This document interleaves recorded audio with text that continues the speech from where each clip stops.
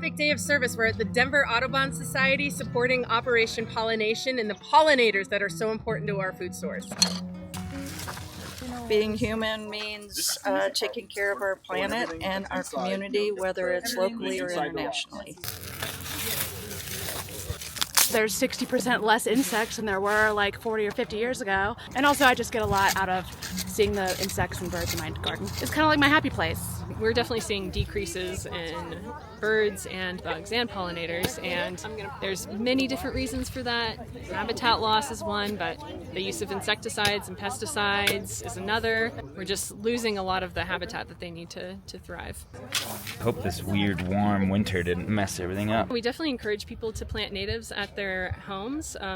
One, because it's better support for bugs and bees and birds at their homes, but also because it's better adapted to the Colorado landscape.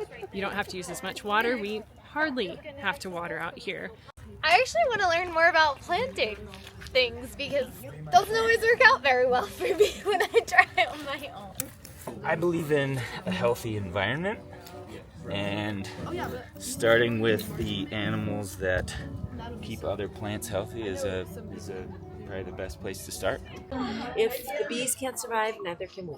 So if we can keep them doing what they need to do, then hopefully we will also be better off as all us humans and our generations to come. I can see it. You can see it? Very good. They use their sense of smell and their antenna to feel the world around them. As a family, we believe in being stewards of the earth and taking care of nature and our environment. I have it. Do you have the other one? Thank you. Or maybe I had it as a doorstop. Native plants are an amazing addition to any yard or balcony. It attracts amazing pollinators and just adds a lot of beauty and enjoyment to your life. Oh wow, I broke my shovel.